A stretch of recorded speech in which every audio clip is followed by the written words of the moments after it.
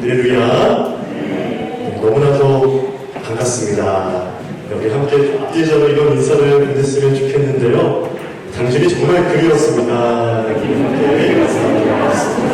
정말 그리고 보고 싶었습니다.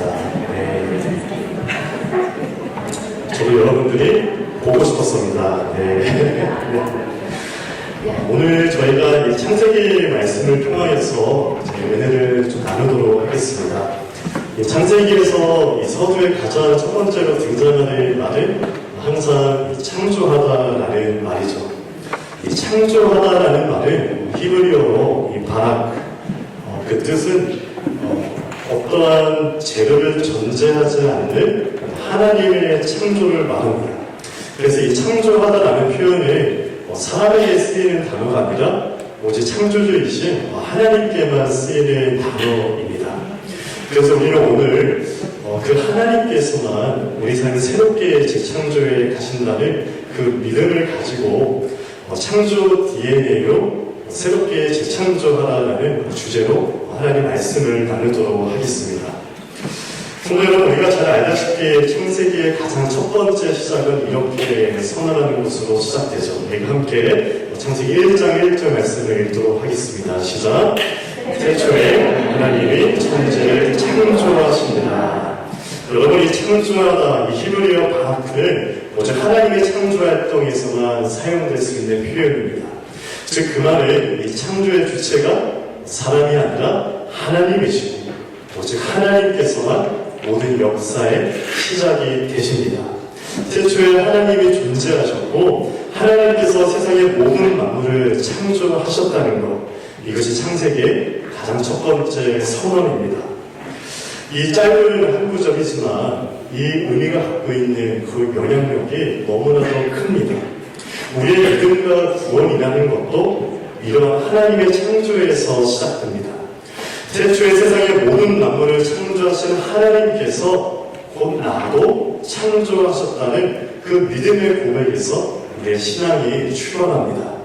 창조주 하나님께서 그리고 오늘 함께 고백한 찬양의 가사대로 나를 창조하시고 나를 창조하신 하나님께서 그 누구보다도 나를 가장 잘 아신다는 그 믿음, 나를 위해서 구원의 계획을 갖고 계시다는 그 믿음이 저와 여러분의 믿음의 시작이 되기를 축원합니다.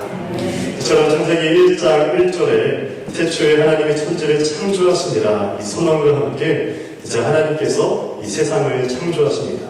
창조의 순서와 창조의 내력이 나오는데요. 그렇다면 이 첫째 날 그 이전의 상황, 하나님이 태초에 세상을 창조하실 때 그 이전의 상황이 어떤지 저희가 함께 말씀으로 들어가도록 하겠습니다. 이어지는 창세기 1장 2절의 말씀을 보면 하나님의 천지 창조 명령이 있기 전의 모습을 가리켜서 이렇게 말합니다.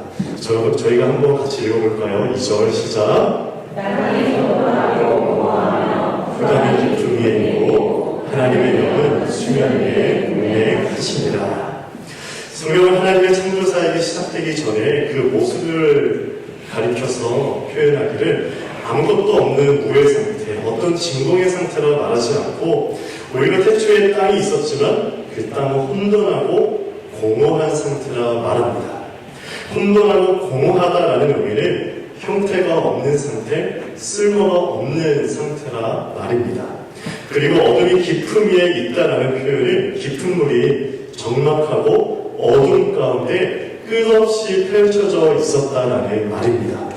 이 표현들을 종합해서 우리가 창조 이전의 모습을 그림어로 함께 표현하자면 창조 이전의 모습은 아무리 형태가 없는 땅과 깊은 물이 저 혼돈과 공허함 속에 무질서와 적막함과 어둠 속에 있었다는 것을 알려줍니다. 여러분, 이러한 창조 전의 모습은 하나님을 만나기 전에 우리의 모습을 대변하기도 하죠. 내 삶에 아무런 형태가 없었고 아무런 질서가 없는 모습, 어둠과 혼돈이 가득한 모습, 죄와 사망의 권세에 지뢰를 받았던 삶의 모습, 하나님을 만나기 전에 우리 인간의 실존입니다. 우리가 나의 힘으로 내 삶을 개척해 보겠다고 수많은 노력과 열정을 쏟아부었지만 어떠한 형태도 없이 깊은 어둠과 절망만 연속적으로 지나가는 모습이 꼭 하나님을 만나기 전에 우리의 모습이지 않습니까? 이것이 하나님과 분리된 죄인됨의 모습이었습니다.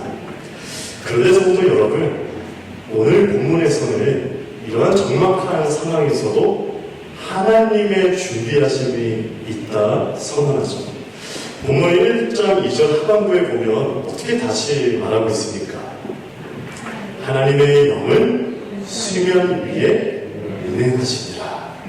땅은 여전히 혼돈과 무질서와 어둠이 가득한 상황이지만 하나님의 영은 창조 이전부터 모든 상황을 응시하고 계셨습니다. 점검하고 계셨습니다. 하나님의 영은 때가 이르러서 하나님의 창조사역이 시작될 것을 기다리시며 계획하고 준비하고 있었습니다. 사랑하는 성도 여러분, 하나님의 마음이 그렇다는 것이죠. 하나님의 사랑하는 자녀들을 어둠 속에 갇혀 살게 하지 않기 위해서, 하나님의 자녀들을 재창조하기 위해서 하나님은 준비하십니다. 그분의 자녀들이 죄와 사망에 빠지지 않기 위해서 하나님은 준비하십니다. 혼돈과 무질서와 어둠의 상황에 두지 않기 위해서 하나님은 모든 상황을 응시하시며 예의주시하고 계십니다. 그 하나님이 지금 우리와 함께 하십니다. 우리를 향한 재창조의 사역을 하나님은 준비하십니다. 그래서 우리의 좌절보다 우리의 어둠보다 선행하는 것이 있다면 이 모든 것을 아시고 감찰하고 계시는 하나님의 영적인 투시력과 감지력입니다. 하나님의 창조 행위 이전에 이미 하나님께서 이러한 활동을 하고 계셨다는 겁니다. 마치 공중의 독수리가, 그 어미 독수리가 새끼를 보호하고 먹이를 주기 위해서 날아다니는 모습처럼 하나님의 영은 그때나 지금이나 당신의 자녀들에게 이 생명의 역사, 새로운 창조의 역사를 시작하시고자 운행하고 계시는 줄 믿습니다. 그런 다음에 이어지는 것이 우리가 잘 아는 것처럼 첫째 날의 창조 사역이죠. 그 창조 사역이 어떻게 이루어지고 있습니까? 3절 말씀을 저희가 함께 볼까요? 3절에 하나님이 이르시되 빛이 있으라 하시니 빛이 있었다. 하나님이 빛이 있으라 하셨다. 빛이 있으라 하는 말이 단순히 햇님이 생겼다라는 말이 아닐 것입니다.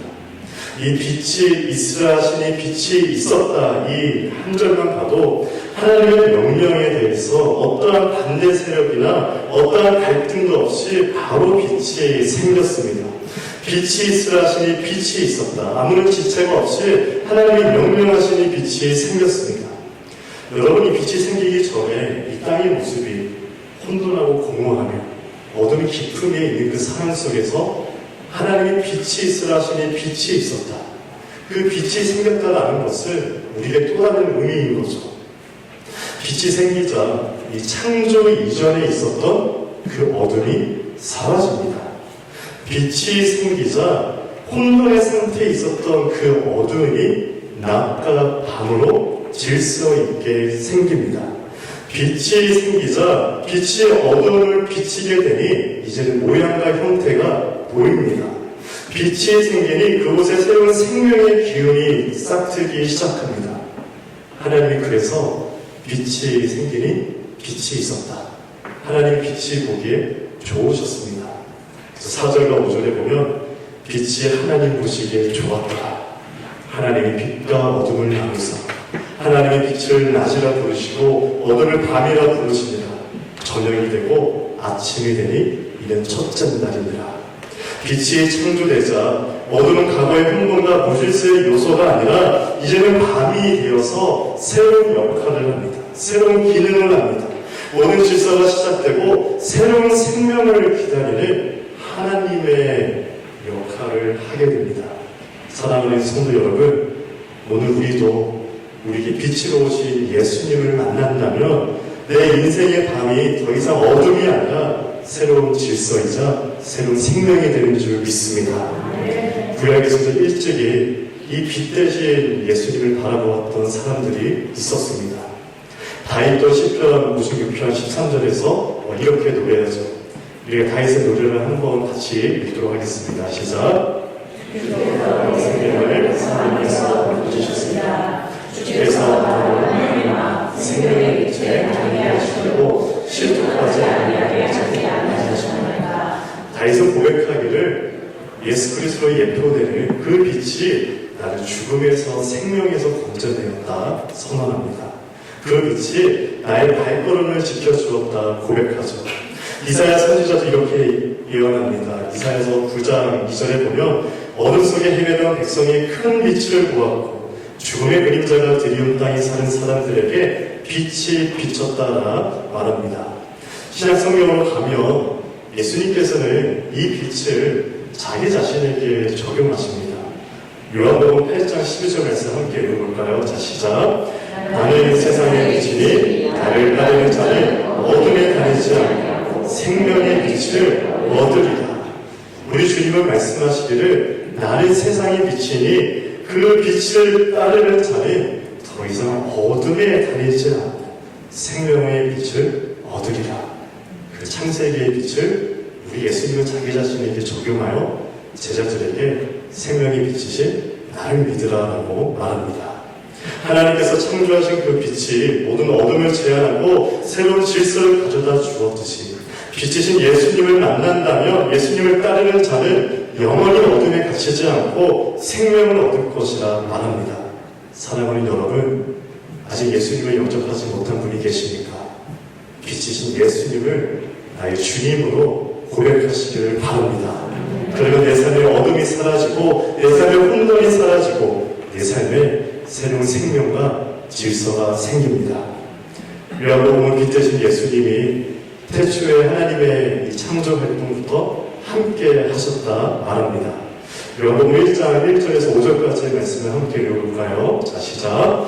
태초에 말씀이 계시니라. 이 말씀이 하나님과 함께 계시니 이 말씀도 하나님이시니라. 그가 태초에 하나님과 함께 계셨고 만물이 그로 말미암아 지음과 되었으니 지은 것이 하나도 그가 없이는 된 것이 없느니라. 그 안에 생명이 있었으니 이 생명은 사람들의 빛이라. 빛이 어둠에 비치되 어둠이 깨닫지 못하더라. 아멘.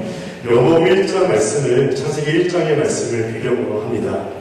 이 땅의 로고스이신 말씀이신 예수님께서 태초에 하나님과 함께 천지를 창조하셨다 합니다. 그리고 그 창조 활동에서 생명의 빛이 사람들에게 비추니 어둠이 그 빛을 이기지 못하리라 말씀합니다. 사랑하는 여러분, 오늘 우리에게 하나님께서 비춰주시는 빛은 예수 그리스도입니다. 예수님께서 내 삶에 계실 때에만 우리는 참된 생명을 누릴 수 있습니다. 예수님께서 내 삶을 비추니 모든 어둠이 제한됩니다. 예수님께서 내 삶을 비추시니 내 삶에 있었던 모든 엠티니스, 공허함과 무질서와 형태없는 삶이 종식되고 새로운 삶이 시작되는 줄 믿습니다. 빛 대신 예수님이 나에게 오시니 이제는 밤이라는 시간은 더 이상 혼란의 시간도 아니고 어둠의 시간도 아니고 새로운 날을 기쁨으로 맞이할 수 있는 하나님의 창조의 시간, 기쁨과 영광의 시간인 줄 믿습니다. 오늘 예수님께서 내 삶을 새롭게 재창조하시고자 우리에게 빛으로 오셨습니다. 빛 대신 예수님을 만나는 우리가 되기를 바랍니다. 내 삶의 주인으로 모시는 그 인생은 이제부터는 새로운 인생이요, 새로운 피조물이요, 새로운 생명을 소유한 하나님의 백성입니다. 저도 여러분 혹시 밤에 잠을 잘 주무십니까? 여러분들의 밤은 어떠하십니까? 저도 이제 밤에 불안을 가지고 자면 꼭 새벽 3시에 일어납니다. 그래서 다시 자려고 이리 뒹굴어보고 저리 뒹굴어봐도 잠이 잘 오지 않습니다. 그래서 제가 정한 것이 내가 새벽 3시에 깨운다면 그거는 내가 일어난 것이 아니라 하나님이 나를 깨운 것이다. 하나님이 나를 깨우셨다 생각을 하고 그 시간에 잠시 기도를 합니다. 빛 대신 예수님을 만나면 이 불안과 어둠 속에 있었던 나의 마음속에 새로운 내면의 질서가 생기기 시작하고 또 새로운 생명이 생기기 시작하면서 기도하면서 주님과 만나고 다시 자면 꿀잠을 잘 수 있습니다. 여러분들 표정 보니까 밤에 잠을 잘 못 주무시는 것 같은데 꼭 그 시간에 기도하시기 바랍니다. 하나님의 사람들은요, 성경에서 한결같이 빛 대신 예수님을 만났던 사람들입니다. 여러분도 한번 모세를 보시기 바랍니다. 모세가 미디안 광야에서 그 형태도 없이 모양도 없는 그 광야에서 산속에 빛 대신 주님께서 찾아오십니다. 하나님께서 불꽃 가운데 찾아오시죠. 떨기 나무 가운데 불이 붙었으나 사라지지 않는 그 초자연적인 빛 가운데 하나님의 음성을 듣게 됩니다. 빛 가운데 말씀하시는 그 하나님의 음성과 함께 모세는 이스라엘 백성들을 인도하는 사명자의 삶이 됩니다. 그래서 모세가 서 있는 그 자리는 더 이상 어둠이 없고 형태도 없는 모양도 없는 의미도 없는 그러한 자리가 아니라 내가 서 있는 것은 거룩한 땅이니 내 신을 벗으라. 바로 사명의 자리이자 소명의 자리가 되기 시작합니다. 반모섬에 유배되었던 요한에게 부활하신 예수님께서 영광스러운 빛의 모습으로 오셨습니다. 요한이 본 예수님의 얼굴은 마치 해가 힘있게 비치는 것 같았습니다. 요한은 빛으로 오신 예수님을 만남으로 앞으로 미래에 일어날 하나님의 심판과 승리에 대한 계시를 받습니다. 그 계시의 말씀이 우리가 잘 알고 있는 요한계시록서입니다. 이러한 모세와 요한, 빛이신 예수님은 항상 하나님의 사람들을 새롭게 재창조해 가셔서 사명자의 삶을 살게 하셨습니다. 사랑하는 여러분, 오늘 예수님께서 내 삶을 재창조하시고자 빛으로 오셨습니다. 그리고 하나님의 영은 수면 위에서 운행하듯이 하나님의 영은 하나님은 어둠 속에 있는 그분의 자녀들을 구원하시고자 오늘도 눈동자처럼 우리를 주목하시며 우리를 응시하시며 하나님의 재창조를 준비하십니다. 빛 대신 주님이 하나님의 준비하신 속에 우리에게 오셨습니다. 빛 대신 주님을 영접해야만 우리의 모든 죽음과 사망의 권세가 깨집니다. 빛 대신 주님이 나에게 오셔야만 모든 무질서가 사라지고 질서가 되고 혼돈과 어둠의 시간이 제한이 되고 새로운 삶이 시작됩니다. 빛 대신 주님이 우리 모두의 구원자이십니다. 아직 예수님을 영접하지 못한 분이 계시니까 빛 대신 주님을 나의 주님으로 고백할 수 있기를 축원합니다. 그러면 여러분들 삶 속에 새로운 질서가 시작될 겁니다. 예수님을 영접하셨으니까 그러나 여전히 혼란과 혼돈 속에 살고 계시는 성도님들이 계시니까 오늘 우리가 다시 빛 대신 주님을 만나시기를 바랍니다. 그 주님이 저와 여러분의 삶을 새롭게 재창조해 가십니다. 오늘 빛 대신 주님을 만남으로 내 삶 속에 주님의 창조 사역, 주님의 창조의 능력이 날마다 풍성하게 드러날 수 있기를 주님의 이름으로 축원합니다.